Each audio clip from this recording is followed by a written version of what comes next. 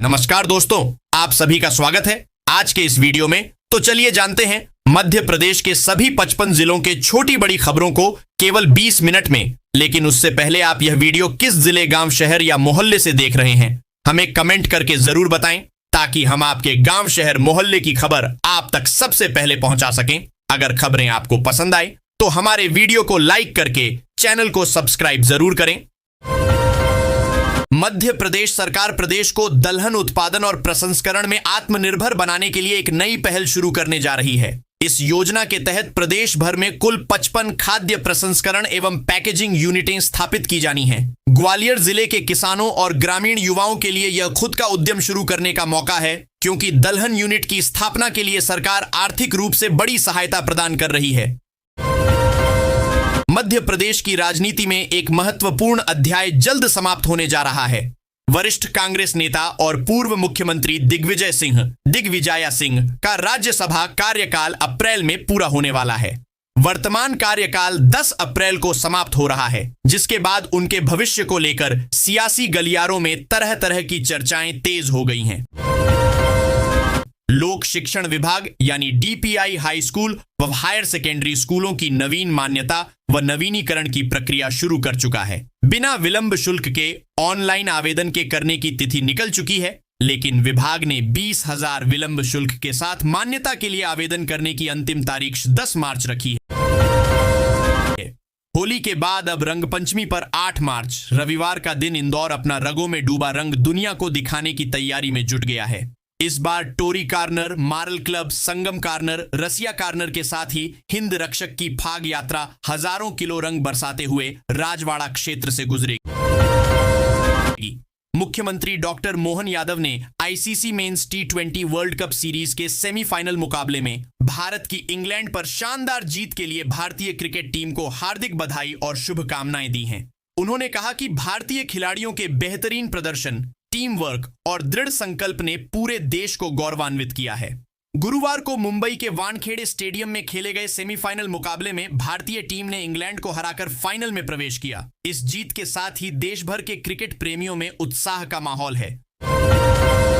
मध्य प्रदेश की संभावित बड़ी प्रशासनिक सर्जरी नजदीक है। उसके पहले सीएम डॉक्टर मोहन यादव ने कलेक्टरों को 2 टूक संदेश देते हुए कहा कि जो परफॉर्मेंस और परिणाम देंगे उन्हें ही मैदान में रखेंगे। सीएम ने गुरुवार को मंत्रालय में एसीएस व पीएस के साथ विभागों की समीक्षा की। इसके बाद वीडियो कॉन्फ्रेंस के जरिए कलेक्टरों से संवाद किया। मध्य पूर्व में बढ़ते ईरान इजराइल तनाव का असर अब मध्य प्रदेश की राजधानी भोपाल के पारंपरिक इत्र कारोबार पर भी साफ दिखाई देने लगा है। नवाबी दौर से जुड़ी भोपाल की इत्र परंपरा इस समय मुश्किल दौर से गुजर रही है। जुमेराती, इब्राहिमपुरा, जहांगीराबाद और आसपास के इलाकों में फैले इत्र बाजार में कारोबारियों का कहना है कि सप्लाई बाधित होने, कुरियर सेवाओं में रुकावट और विदेशों से ऑर्डर रद्द होने मध्य प्रदेश में अवैध खनिज परिवहन पर रोक लगाने के लिए राज्य सरकार ने तकनीक आधारित नई व्यवस्था लागू करने की तैयारी की है। प्रदेश में 40 ई चेक पोस्ट स्थापित किए गए हैं, जहां से फिलहाल वाहनों की आवाजाही पर निगरानी रखी जा रही है। इन ई चेक पोस्ट के माध्यम से खनिज परिवहन में गड़बड़ी पाए जाने पर जल्द ही ऑनलाइन ई चालान जारी किए जाएंगे। सारंगपुर विधायक एवं राज्य मंत्री गौतम टेटवाल के जाति प्रमाण पत्र को लेकर चल रहे विवाद में इंदौर हाई कोर्ट में गुरुवार को सुनवाई के दौरान नया मोड़ आ गया। मंत्री पक्ष की ओर से जस्टिस जय कुमार पिल्लई की एकल पीठ के समक्ष हलफनामे के साथ नए दस्तावेज प्रस्तुत किए गए, जिसके बाद निर्धारित सुनवाई फिलहाल टाल दी गई है। मामले ने अब कानूनी और राजनीतिक दोनों हलकों में हलचल पैदा कर दी है। शहर में बीते 2 दिनों से गर्मी के तेवर तेज हो गए हैं। दिन के समय तेज धूप के कारण लोगों को गर्मी का एहसास होने लगा है। हालांकि रात का तापमान सामान्य से थोड़ा कम होने के कारण कुछ राहत मिल रही है। आमतौर पर इंदौर में मार्च के अंतिम सप्ताह तक तापमान 35 डिग्री सेल्सियस के आसपास पहुंचता है, लेकिन इस बार महीने की शुरुआत में ही पारा उस स्तर के करीब पहुंचने लगा है। पांडुर्ना शहर के सिविल अस्पताल की कार्यप्रणाली एक बार फिर सवालों के घेरे में आ गई है। सड़क दुर्घटना में घायल युवक को समय पर इलाज नहीं मिलने के कारण परिजनों को उसे नागपुर ले जाना पड़ा। इस दौरान ड्यूटी पर मौजूद डॉक्टर और घायल के साथियों के बीच तीखी बहस भी हो गई, जिसमें डॉक्टर द्वारा कथित रूप से कहे गए शब्द "हम किसी के बाप के नौकर नहीं हैं" का वीडियो सोशल मीडिया पर तेजी से वायरल हो रहा है। इंदौर देवास बाईपास पर बन रहे MR10 जंक्शन और अर्जुन बड़ौद फ्लाईओवर के निर्माण कार्य में अब तेजी आने की उम्मीद है। पिछले कई दिनों से दोनों परियोजनाओं का काम धीमा चल रहा था। इसकी मुख्य वजह फ्लाई ऐश की कमी थी, जिससे निर्माण कार्य प्रभावित हो रहा था। मध्य प्रदेश में जमीन से जुड़े विवादों के लिए अब आपत्ति दर्ज करवाना आसान हो गया है। राज्य सरकार ने संपदा पोर्टल पर ऑनलाइन सुविधा शुरू कर दी है, जिसके तहत कोई भी किसी भी जिले से जमीन पर ऑनलाइन आपत्ति दर्ज करवा सकेगा। भोपाल मेट्रो परियोजना में एक और महत्वपूर्ण प्रगति दर्ज की गई है। हाल ही में 2 नई मेट्रो ट्रेनें भोपाल पहुंची हैं, जिससे मेट्रो के बेड़े की कुल संख्या बढ़कर 10 हो गई है। जानकारी के अनुसार पिछले सप्ताह के भीतर ये दोनों ट्रेनें सुभाष नगर स्थित भोपाल मेट्रो डिपो में पहुंचाई गई हैं। 29 मार्च से लागू होने वाले समर शेड्यूल में इस बार भोपाल की एयर कनेक्टिविटी बढ़ने के बजाय कम होने जा रही है। एयरलाइन कंपनी इंडिगो ने हाल ही में शुरू हुए नवी मुंबई एयरपोर्ट से भोपाल के लिए सीधी उड़ान शुरू करने की घोषणा की है, लेकिन इसके साथ ही कंपनी मुंबई की अपनी एक मौजूदा उड़ान बंद करने जा रही है। इसके अलावा गोवा और अहमदाबाद की उड़ानों को भी बंद करने का प्रस्ताव सामने आया है। राजधानी सहित पूरे प्रदेश में सर्वाइकल कैंसर से बचाव के लिए चल रहा HPV टीकाकरण अभियान HPV वैक्सीनेशन कैंपेन अब एक नए डिजिटल अवतार में नजर आएगा। मध्य प्रदेश की राजधानी भोपाल के अखिल भारतीय आयुर्विज्ञान संस्थान एम्स में जल्द ही in vitro fertilization IVF centre खुलने जा रहा है। प्रदेश में यह पहला सरकारी IVF सेंटर होगा जो निसंतान दंपतियों के जीवन में खुशियां लाएगा। सेंटर की सबसे अहम बात यह है कि जहां प्राइवेट अस्पतालों में IVF ट्रीटमेंट का खर्च लाखों रुपए आता है, वहीं यहां मिनिमम खर्च 50,000 रुपए से 80,000 के बीच आएगा। जबलपुर जिले में कक्षा 5वीं और 8वीं की बोर्ड परीक्षाएं 28 फरवरी को समाप्त हो गई हैं। इसके बाद अब उत्तर पुस्तिकाओं के मूल्यांकन की प्रक्रिया 6 मार्च से शुरू की जा रही है। यह कार्य 15 मार्च तक पूरा करने का लक्ष्य रखा गया है। इस वर्ष जिले में करीब 65,000 छात्र छात्राओं ने परीक्षा दी है। शिक्षा विभाग द्वारा जिले के 2,481 स्कूलों को 63 क्लस्टरों में विभाजित किया गया है। मध्य प्रदेश में संगठन सृजन अभियान के बाद कांग्रेस MP पॉलिटिक्स में नेतृत्व का बड़ा बदलाव दिखाई देने लगा है। इस अभियान के बाद प्रदेश की कांग्रेस अब काफी हद तक नई पीढ़ी के नेताओं के हाथों में आ गई है। करीब 40 से 45 वर्ष बाद पार्टी ने प्रदेश स्तर पर नेतृत्व में पीढ़ी परिवर्तन की जो पहल की थी, उसका असर अब संगठन और नेतृत्व दोनों में स्पष्ट रूप से नजर आने लगा है। अंजुमन इस्लामिया कॉलेज गोहलपुर ने जिला प्रशासन के उस आदेश को दरकिनार कर दिया जिसमें 5 मार्च के दिन का स्थानीय अवकाश घोषित किया था। कलेक्टर राघवेंद्र सिंह के इस आदेश के बावजूद भी गुरुवार को कॉलेज और उससे संचालित स्कूल सामान्य दिनों की तरह खोला गया। भोपाल शहर के किनारे केरवा कलियासोत वन क्षेत्र से लेकर बड़ा तालाब के किनारे बफर जोन और अरेरा श्यामला हिल्स जैसी पहाड़ियों को जख्मी करने में नगर तथा ग्राम निवेश यानी T&CP के अफसरों की बराबरी की भागीदारी है। खुद कैग की 2025 की रिपोर्ट में इसका खुलासा हुआ है। अफसरों की अनदेखी ही तालाब किनारे अतिक्रमण से लेकर पहाड़ियों व वन क्षेत्र में बड़े निर्माणों की वजह है। अनदेखी का असर 44% है। तय भू उपयोग से 44% उलट निर्माण हुए। होली के बाद अब लौटने वाले यात्रियों की संख्या बढ़ने की संभावना है। इसे देखते हुए रेलवे ने बड़ा फैसला लिया है। भारतीय रेलवे ने वीरांगना लक्ष्मीबाई झांसी से निजामुद्दीन के बीच अनारक्षित विशेष ट्रेन चलाने का निर्णय लिया है। ट्रेन संख्या 01823 वीरांगना लक्ष्मीबाई झांसी से 8 मार्च तक प्रतिदिन संचालित होकर कुल 5 फेरे लगाएगी। वहीं ट्रेन संख्या 01824 निजामुद्दीन से 9 मार्च तक प्रतिदिन संचालित होकर कुल 5 फेरे तय करेगी। इस ट्रेन के चलने से होली के बाद घर लौटने वाले यात्रियों को बड़ी राहत मिलेगी। मध्य प्रदेश में एक ही डिग्री के लिए अलग अलग नियम लागू होने से छात्रों के बीच असमंजस की स्थिति है। RGPV ने PhD ऑर्डिनेंस में बड़ा बदलाव करते हुए बीटेक के बाद सीधे PhD में प्रवेश का रास्ता खोल दिया है, यानी MTech डिग्री अनिवार्य नहीं होगी। 75% अंक लाने वाले छात्र नए सत्र 2026 से 27 से सीधे PhD में प्रवेश ले सकेंगे। यह बदलाव राष्ट्रीय शिक्षा नीति NIP के प्रावधानों के तहत किया गया है। पेट्रोल पंप की हड़ताल और इजराइल ईरान युद्ध के चलते पेट्रोल डीजल की किल्लत होने की अफवाह के चलते गुरुवार को दिन भर पेट्रोल पंपों पर वाहनों की कतारें लगी रहीं। वाहनों के साथ साथ लोग ड्रम लेकर पहुंचे थे, जबकि पंप संचालकों का कहना कि पेट्रोल डीजल की कोई कमी नहीं है और डिपो से पर्याप्त मात्रा में सप्लाई हो रही है। केंद्रीय कृषि मंत्री शिवराज सिंह चौहान ने गुरुवार को विदिशा और रायसेन जिले के लिए विकास का बड़ा रोड मैप पेश किया।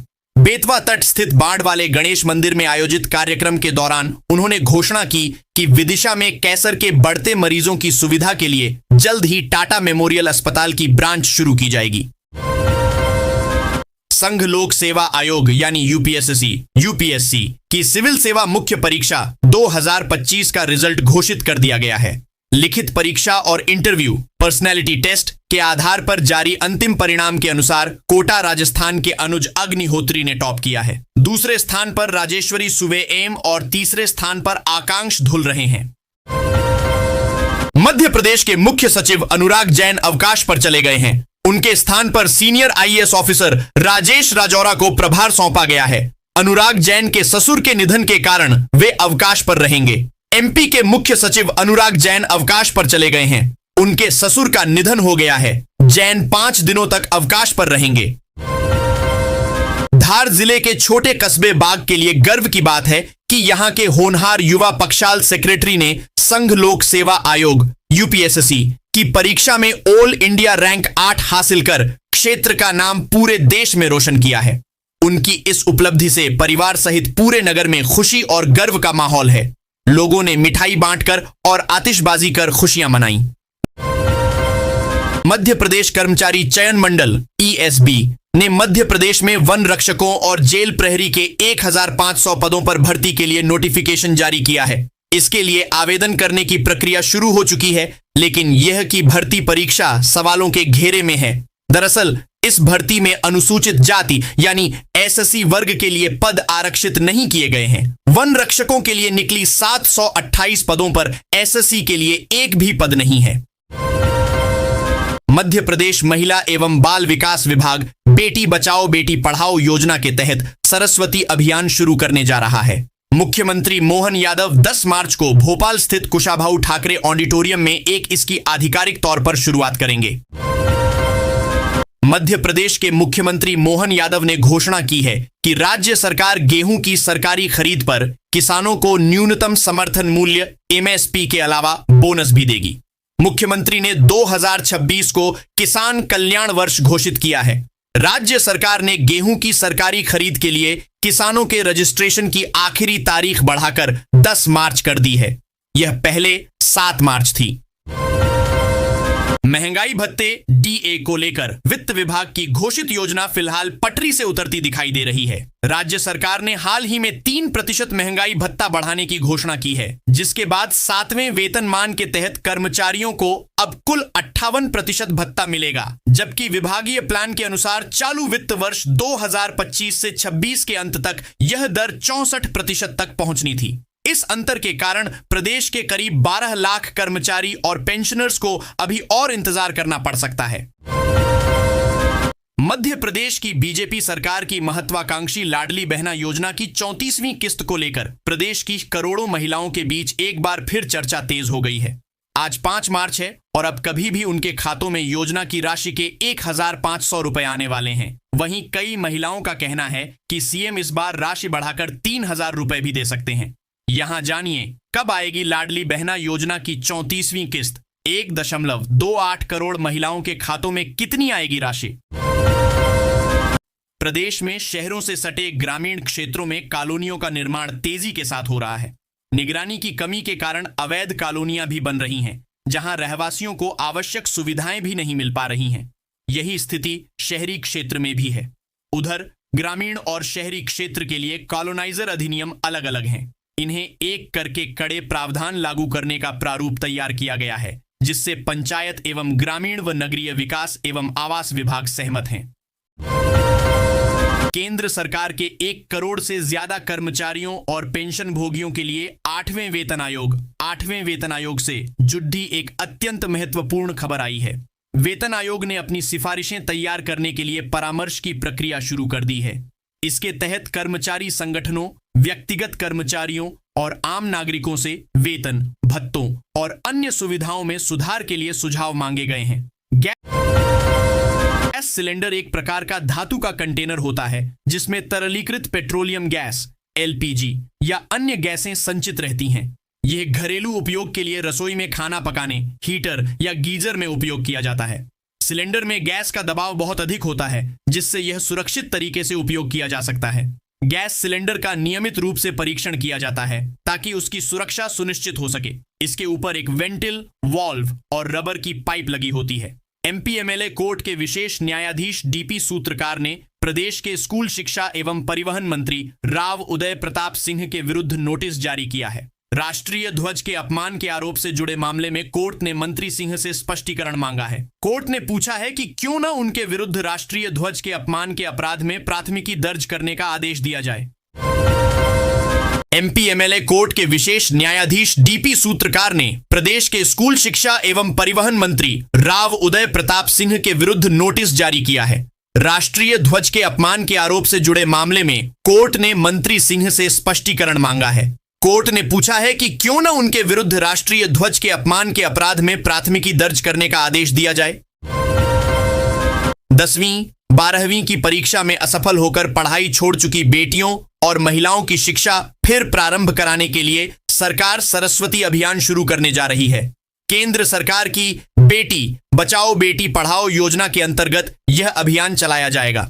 इसमें पढ़ाई और परीक्षा शुल्क का पूरा खर्च राज्य सरकार उठाएगी। साइबर अपराधियों ने उद्योगपति के साथ 5.5 लाख रुपए की ठगी कर ली। आरोपितों ने एपीके फाइल के जरिए रुपए हांगकांग करेंसी में ट्रांसफर किए हैं। साइबर हेल्पलाइन पर हुई शिकायत के बाद लसूड़िया पुलिस ने केस दर्ज कर लिया है। उज्जैन जिले का बडडीडीएच नगर विकास में अग्रणी रहेगा। इसे इंदौर उज्जैन मेट्रोपॉलिटन एरिया में शामिल किया जाएगा। सीएम डॉक्टर मोहन यादव ने मुख्यमंत्री निवास पहुंचे बड़नगर विधानसभा क्षेत्र के निवासियों को संबोधित करते हुए यह बात कही। ये लोग नाई खेड़ी नागदा रतलाम मार्ग की स्वीकृति प्रदान करने के लिए सीएम का आभार प्रकट करने आए थे। बडडीडीएच नगर वासियों ने मुख्यमंत्री डॉक्टर मोहन यादव को साफा और गजमाला पहनाई। शासकीय कन्या स्नातकोत्तर महाविद्यालय में विकसित भारत युवा संसद 2026 के अंतर्गत जिला स्तरीय कार्यक्रम का उत्साहपूर्वक आयोजन किया गया। इस दौरान जिले के विभिन्न महाविद्यालयों के 45 विद्यार्थियों ने आपातकाल के 50 वर्ष भारतीय लोकतंत्र के लिए सबक विषय पर अपने विचार प्रभावी ढंग से प्रस्तुत किए। कार्यक्रम का शुभारंभ अतिथियों द्वारा दीप प्रज्वलन के साथ हुआ। इसके बाद निर्णायक मंडल के सदस्य किशोर रक्तालय, डॉक्टर प्रदीप लखारे, डॉक्टर विजय वर्मा, दारा सिंह चौधरी, डॉक्टर दिव्या वर्मा और हरजीत का पुष्पमालाओं से स्वागत किया गया। शहर और जिले में हरियाली बढ़ाने के साथ लुप्तप्राय वनस्पतियों को बचाने के लिए वन विभाग ने इस वर्ष बद्दा अभियान शुरू किया है। वन विभाग की तपोवन नर्सरी में इस बार करीब 13 लाख पौधे तैयार किए जा रहे हैं, जबकि पहले हर साल यहां लगभग 6.5 लाख पौधे ही तैयार होते थे।